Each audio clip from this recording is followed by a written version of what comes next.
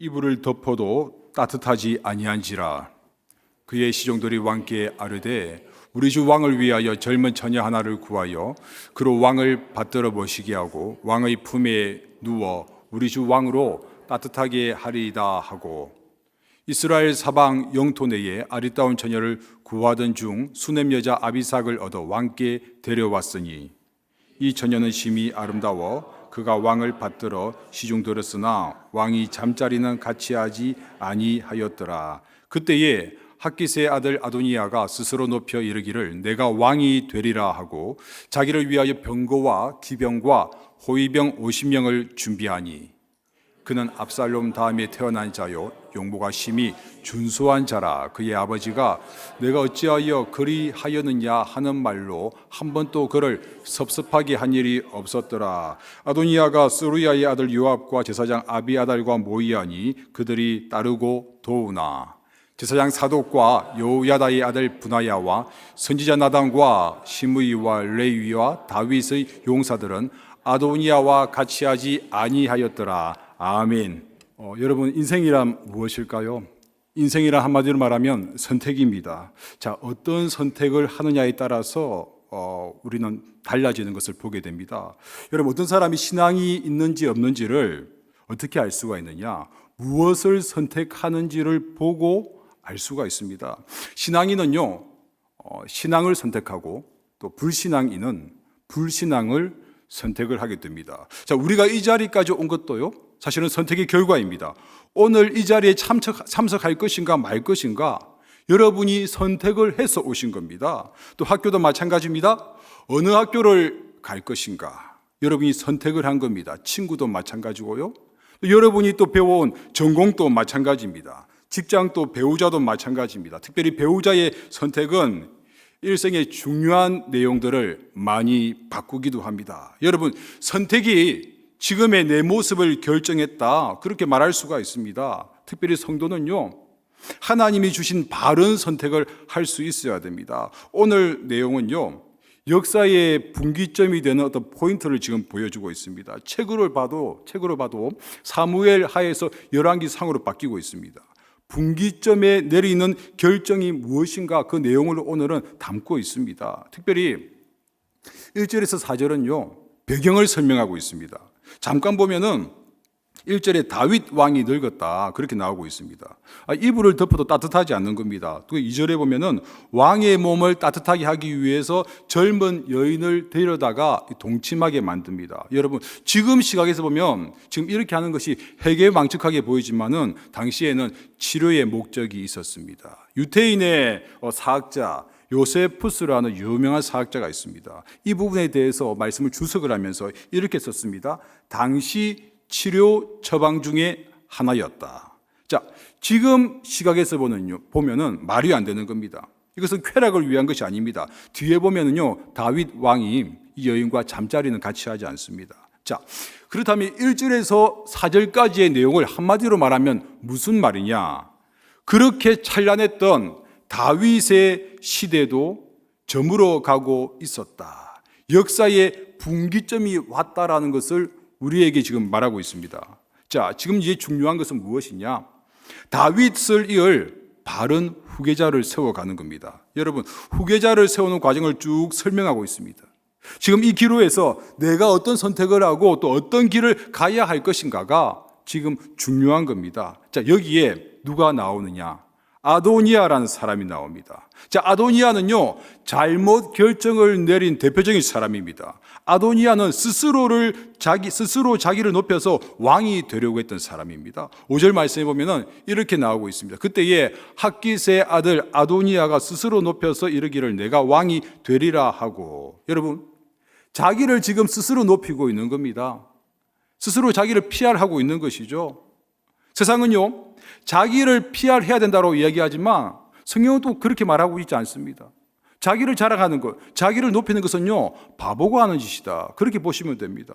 6절에 보면은 그를 성경은 이렇게 소개하고 있습니다. 우리 함께 읽어보도록 하겠습니다. 그는 압살롬 다음에 태어난 자요 용모가 심히 준수한 자라. 자, 다윗의 아들들을 보면은 첫 번째 아들이 바로 암논입니다. 암논은요, 자기 이복 여동생을 무력으로 취하고 난 다음에 버려버립니다. 압살롬이 열받아서 첫째 아들, 그 1번 아들을 죽여버렸습니다. 자, 압살롬은요, 세 번째 3번 아들입니다. 자, 3번이 1번을 죽였습니다.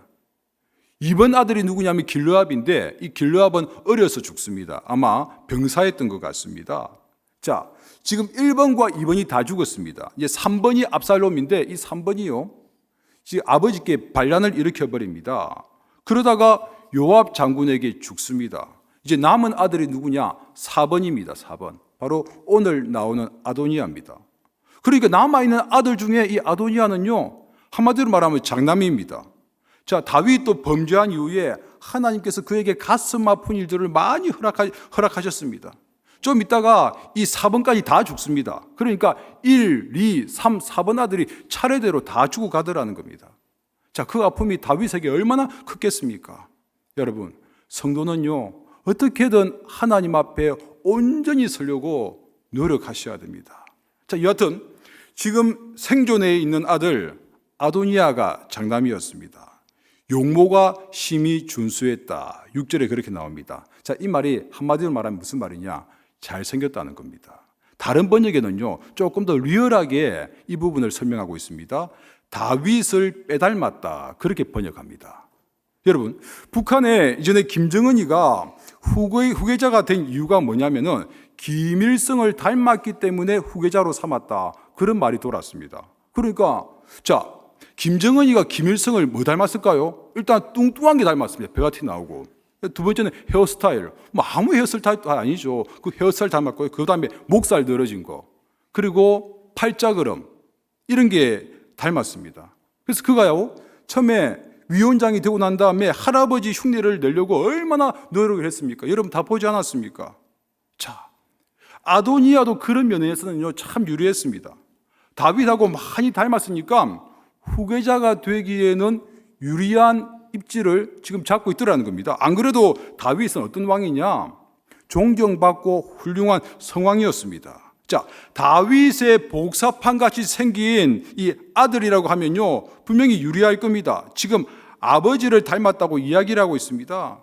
자, 거기에다가 외적으로는요, 모범생입니다. 한 번도 아버지가 네가 어찌하여 그렇게 했느냐, 훈계한 적이 없을 정도로 괜찮았다. 자, 한마디로 말해서 완벽한 후계자다. 스펙이 아주 좋았다. 그걸 성경이 지금 말씀을 하고 있습니다. 자, 그렇다 보니까 머리가 잘 돌아가고 장기가 있는 사람들은요, 전부 다 아도니아 주의로 몰려들기 시작합니다. 앞으로 아도니아가 대권을 이어받겠구나. 자, 빨리빨리 지금 줄을 서기 시작하더라는 겁니다. 자, 7절 말씀에 이렇게 나옵니다. 함께 읽어보겠습니다. 시작. 아도니아가 스루야의 아들 요압과 제사장 아비아달과 모이하니 그들이 따르고 도우나. 자, 요압 장군이 나옵니다. 여러분, 요압 장군 어떤 사람입니까? 철저한 기회주의자입니다. 돈 따라다니고 될 만한 권세 있는 사람 따라다니는 사람입니다. 여러분, 성도가 그렇게 하면 되겠습니까? 안 되겠습니까? 안 됩니다. 요압은요, 이스라엘이라는 교회 안에 있었지만 그는 철저한 기회주의자였습니다. 그리고 대제사장 아비아달도 아도니아를 따르고 도와주고 있습니다. 자, 분위기가요, 정권 잡고 있는 요압 도와주고 있고요, 그리고 이 예배를 맡고 있는 이 대제사장 아비아달도 아도니아를 도와주고 있습니다. 이제 다 된 것 같습니다. 누가 봐도 이제 아도니아가 왕이 될 것 같습니다. 자, 아도니아 주변에 사람들이 몰려들었던 이유가 있습니다. 여러분, 왜 아도니아 주위에 사람들이 몰려들었을까요? 그들은 하나님의 기준을 묻지 않고 외적 조건만 보았기 때문에 그렇습니다. 사무엘상 16장에 보면은 사무엘이 이새의 집에 기름을 부으러 갔습니다. 첫 번째 아들 엘리압이 딱 나오니까 외적인 조건이 너무 좋은 겁니다. 그래서 기름을 딱 부으려고 하니까 하나님께서 사무엘에게 음성을 주십니다. 잠깐만, 사람은 외모를 보지만 나 여호와는 사람의 중심을 본다. 그렇게 말씀을 합니다. 여러분, 우리 젊은 청년들 배우자를 만날 때 꼭 명심하셔야 됩니다. 외적인 조건만 보면요, 하나님이 기뻐하시지 않습니다. 외적인 조건만 보면요, 사기당할 위험뿐만 아니라 유혹에 넘어질 가능성이 아주 높습니다. 우리는 철저하게 중심을 먼저 보는 눈을 가지셔야 됩니다. 여러분, 사람을 선택할 때에도요, 사람을 볼 수 있는 눈을 가지셔야 됩니다. 그런데 요압과 아비아달은요, 이 외적인 조건 때문에 이보다 더 좋을 수 없다, 그렇게 하고 아도니아를 그냥 따르기 시작하더라는 겁니다. 자, 반면에 속에 있는 것을 보는 사람이 있었습니다. 바로 8절에 보면은 제사장 사독이 나옵니다. 자, 여기서 아비아달과 사독이 딱 갈라져 버립니다. 둘은요, 이 당시에 다 대제사장이었는데 한 명은 아도니아를 따랐고 한 명은 누구를 따릅니까? 솔로몬을 나중에 따릅니다. 자, 8절 말씀에 이렇게 나오고 있습니다. 제사장 사독과 여호야다의 아들 브나야와 선지자 나단과, 자, 그렇게 해가지고 이들은 아도니아와 같이 하지 아니하였더라, 이렇게 나오는데 여기서 중요한 것은요, 사독과 나단입니다. 자, 이 사람들은요, 아도니아를 따르지 않았습니다. 지금 대세는, 외적인 분위기는 아도니아를 따라 흐르고 있는데 지금 사독과 나단은요, 아도니아를 따라가지 않습니다. 줄을 잘못 서버리면요, 한 방에 갈 수 있는 상황에서 이들은 따르지 않습니다. 왜 따르지 않느냐? 그 이유가 무엇이냐? 그들은 하나님의 관점에서 사람을 보았기 때문에 그렇습니다. 지금 두 관점이 있습니다. 인간적인 관점과 하나님의 관점이 충돌하고 있습니다. 어느 것을 결정할 것인가? 어느 것을 선택할 것인가? 아주 중요한 문제입니다. 여러분, 사람은요, 데코가 다 되어 있는 사람들만 찾으려고 합니다. 여러분, 중심이 되어 있는 사람을 찾고 나머지는 나중에 다듬어 주면 됩니다. 여러분, 온달은요, 생각보다 우리 주위에 많습니다. 바보 온달들. 여러분, 반면에 평강공주가 없습니다. 누구를 만나서 내가 어떻게 저 사람을 다듬어 갈까? 어떻게 저 사람의 저 아름다운 원석을 좀 빚어줄 수 있을까? 그 시각을 볼 수 있는 눈이 중요하다라는 것이죠. 자, 왕 되기 전에 다윗 어땠습니까? 볼품 없었습니다. 사무엘조차도 다윗을 보고 이 사람은 아닌 것 같습니다, 그렇게 얘기를 했습니다. 그러나 하나님은 무엇을 보셨습니까? 그 중심, 다듬어지지 않은 그 원석을 보셨습니다. 여러분, 다듬어지지 않는 그 원석을 보고 그걸 다듬어 갈 때 나중에 더 가치가 커진다는 것을 아셔야 됩니다. 여러분, 지혜라는 것은 무엇이냐? 하나님의 눈을 가지는 게 바로 지혜입니다. 그래야 좋은 선택, 바른 선택을 할 수 있는 겁니다. 자, 집을 살 때도 마찬가지입니다. 페인트 칠, 얼마나 내부가 아름다운가, 그게 중요한 것이 아니라 내부 속을 봐야 됩니다. 위치, 미래의 이곳이 앞으로 더 가치가 있을 것인가? 그런 것을 볼 수 있을 때 집의 가치가 살아나는 것이죠. 여러분, 바른 선택을 위한 가이드, 바로 특별히 하나님이 기뻐하시는 선택을 할 수 있는 가이드는 무엇이냐? 자아를 죽이면 죽일수록 바른 결정을 내릴 수가 있습니다. 우리 한번 따라하도록 하겠습니다. 자아를 죽이면 죽일수록 바른 결정을 내릴 수 있습니다. 여러분, 나의 자아를 죽여야 됩니다. 이게 무슨 얘기냐? 죽지 않는 자아가 바른 결정의 가장 큰 장애가 될 수 있다는 것이죠. 내 욕망이 있고 여전히 내 주장이 강하고 내 자아가 강한 사람은요, 어리석은 결정을 내릴 가능성이 아주 높습니다. 자, 아비아달, 요압의 결정과 똑같은 결정을 내릴 겁니다. 왜냐하면 그들은 얄팍하기 때문에, 그들은 자신이 원하는 이득만 쫓아가기 때문에 결국은요, 죽을 결정만 내립니다. 결국 순간의 결정을 한번 잘못 내려서 다 죽고 맙니다. 아비아달도 죽고요, 요압도 끝나버립니다. 반면에 바른 결정을 내렸던 사독과 내렸던 이 사독을 보십시오. 사독의 후예가 제사장 계열을 쭉 이어봤습니다. 사독의 후예가 훗날에 누가 됩니까? 사두개인들이 됩니다. 사두개인까지 갔다라는 말은 무슨 말이냐? 사독의 후예가 계속해서 끊임없이 영원토록 존재했다라는 것이죠. 물론 후손들은 변절했지만 일단 중요한 것은요, 사독은 살아남았습니다. 하나님의 은혜를 계속해서 입어가더라는 것이죠. 여러분, 나단은 또 어떻습니까? 나단은요, 말할 것도 없습니다. 하나님께 쓰임받는 귀한 종이 되었습니다. 그러니 지금 이 결정이 얼마나 중요한지를 우리에게 말씀해 주고 있습니다. 여러분 꼭 아셔야 됩니다. 자아가 강하면요, 죄된 자기의 본성이 강하면요, 하나님을 보는 눈이 덮여져 버립니다. 하나님을 보면 볼수록 능력이 임하는데 내 자아가 강하고 내 주장이 강하면요, 영적 맹인이 되어버립니다. 그러니까 나밖에 안 보이고 내가 하는 말이 다 맞고 내가 하는 주장이 다 맞고, 그러니까 목소리가 커지는 것이죠. 그러면 바른 결정을 내릴 수가 없습니다. 교회는요, 사람의 목소리가 커지는 데가 아닙니다. 하나님의 말씀이 커지는 곳입니다. 사람의 목소리가 큰 사람들요, 자아가 강한 사람입니다. 어리석은 결정을 내리는 것이죠.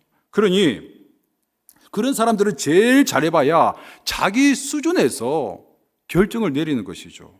여러분, 아도니아는 어떤 사람입니까? 철저히 교만한 사람입니다. 그러니까 자기밖에 보지 못하는 겁니다. 그러니까 아도니아의 결정은요, 어리석은 결정을 내리더라는 것이죠. 5절 말씀해 보십시오. 그때 학깃의 아들 아도니아가 스스로 높여 이르기를 내가 왕이 되리라 하고 자기를 위하여 병거와 기병과 호위병 50명을 준비하니. 여러분, 누가 높여준 것도 아닙니다. 스스로 높이고 있습니다. 자기가 자기 셀프로 높여가고 있더라는 것이죠. 내가 왕이 되리라. 왕도 지금 셀프로 되어가고 있습니다.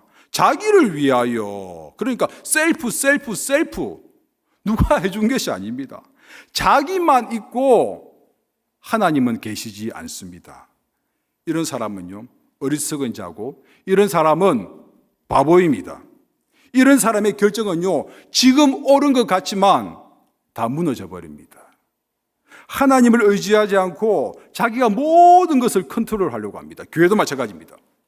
사람이 사람을 컨트롤하려고 하면요, 그 사람은 오래 가지 못합니다. 사람이 사람을 교회에서 장악하려고 하면 안 됩니다. 하나님의 말씀이 우리를 이끌고 가셔야 됩니다. 여러분, 자기 손으로 모든 걸 다 하겠다라는 사람의 특징이 무엇이냐? 그런 사람은 기도하지 않습니다. 그런 사람은 기도의 자리를 지키지 않습니다. 왜냐하면 자아가 강하기 때문에, 자기를 너무 믿기 때문에 겉으로는 크리스찬이지만 여전히 그는 하나님 앞에서 죽지 않은 자입니다. 이런 사람의 결정은 다 무너지게 되어 있습니다. 이런 사람의 특징, 기도가 없습니다. 문제가 생기면 자기 힘으로 풀려고 합니다. 반면에 자기 힘을 믿지 않는 사람들은요, 힘이 있어도 내 힘을 가지고는 안 된다는 것을 알기 때문에 하나님 앞에 기도의 자리에 나옵니다. 내가 이 문제를 가지고 스스로 풀려고 하면 결국 기진맥진해질 것이라는 것을 아니까 하나님 앞에 먼저 엎드리는 겁니다. 내 힘을 가지고 아무것도 할 수 없다는 것을 알기 때문에 하나님을 의지하는 겁니다. 여러분, 마음이 아플 때도 마찬가지입니다. 너무너무 마음이 아플 때가 있을 겁니다. 여러분, 이 사랑한다는 것은요, 마음이 아픈 겁니다. 하나님은 우리에게 사랑을 주십니다. 누구든 여러분 한번 사랑해 보십시오. 누구든 사랑을 하면요, 반드시 따라오는 것이 있습니다. 그게 무엇일까요? 아픔입니다. 사랑 다음에 아픔이 함께 따라옵니다. 그러니까 자식을 사랑하면 그 자식 때문에 아파해야 됩니다. 성도를 사랑하면 그 성도 때문에 아파해야 됩니다. 그래야 열매가 있습니다. 여러분, 아프다는 것은 무슨 말이냐? 사랑하기 때문에 아픔이 따라오는 것이죠. 그 아픔을 가지고 주님 앞에 나아가면요, 주님이 위로해 주십니다. 그러면 내 마음 가운데 무엇이 채워집니까? 하나님의 은혜가 채워지는 것이죠. 여러분, 아픔은요, 손해가 아닙니다. 그게 바로 하나님께 나오는 원동력이 되어진다는 사실을 꼭 명심할 수 있기를 바랍니다. 그 아픔을 통해서 내가 주님 앞에 나올 수가 있는 겁니다. 어떤 사람들은 병이 들었기 때문에 주님 앞으로 나옵니다. 내 힘으로는 안 된다는 것을 알기 때문에 결국 하나님을 의지하는 것이죠. 그 하나님을 의지할 때 바른 결정을 내릴 수가 있는 겁니다. 그래야 하나님이 원하시는 좁은 길을 걸어갈 수가 있습니다. 여러분, 시선이라는 찬양 다 아실 겁니다. 모든 시선을 누구에게 드리고요? 주님께 드리고 모든 시선을, 나의 시선을 다 주님께 드려야 된다라는 것이죠. 항상 주님을 바라보는 것, 주님을 바라보면 절대로 잘못된 결정을 내릴 수가 없습니다. 바울을 보십시오. 사도 바울은 공부를 참 많이 했습니다. 요즘으로 치면 최고의 스펙을 가진 사람입니다. 그리고 그의 아버지, 돈이 많은 그런 멋진 아버지였습니다. 어떻게 많은 것을 알 수 있느냐? 사도 바울이 그렇게 말합니다. 나는 태어날 때부터 로마 시민권을 가지고 있었다. 여러분, 유태인이요, 로마 시민권을 가진다는 것은 쉬운 일이 아닙니다. 어떻게 로마 시민권을 가질 수 있었을까요? 로마에 큰 공을 세우는 거 아니면요, 돈을 주고 시민권을 사야 됩니다. 그렇다면 그 로마 시민권을 사기 위해서 돈을 얼마나 들였을까요? 요즘 시세로 따지면 20억 이상을 줘야 됩니다. 어마어마한 돈을 줘야지 로마 시민권을 살 수가 있습니다. 그러니까 자기는 태어날 때부터 로마 시민권을 가지고 있었다는 것은요, 그 집안이 보통 집안이 아니라 금수저 집안이었다는 것이죠. 거기에다가 이 바울은요, 공부까지도 잘했습니다. 조건이 좋았습니다. 그런데 사도 바울을 보십시오. 예수님을 만나고 난 다음에 자기 자랑은 없습니다. 갈라디아서 6장 14절에 이렇게 말씀을 하고 있습니다. 우리 함께 읽어보겠습니다. 그러나 내게는 우리 주 예수 그리스도의 십자가 외에 결코 자랑할 것이 없으니. 여러분, 교회는요, 자기 자랑하는 곳이 아닌데 언제부턴가 교회가 세상을 따라가가지고 막 사람이 높아지고 사람을 자랑하고 있습니다. 저는 이해할 수가 없어요. 예수님밖에는 자랑할 것이 없어야 되는데, 그렇습니다. 여러분, 사도 바울은 자기가 없습니다. 자기가 없으니까 하나님이 있는 겁니다. 자아가 강한 사람은요, 하나님이 들어올 자리가 없습니다. 고린도전서 15장 10절에 또 이렇게 고백을 합니다. 우리 함께 읽어보겠습니다. 그러나 내가 나된 것은 하나님의 은혜로 된 것이니 내게 주신 그의 은혜가 헛되지 아니하여. 내가 한 것이 아니요, 자기를 철저히 부인하고 있습니다. 오직 나와 함께 하신 하나님의 은혜로다. 오직 나와 함께 하신 하나님의 은혜로 내가 되어졌다. 사도 바울은 자랑할 게 없는 거죠.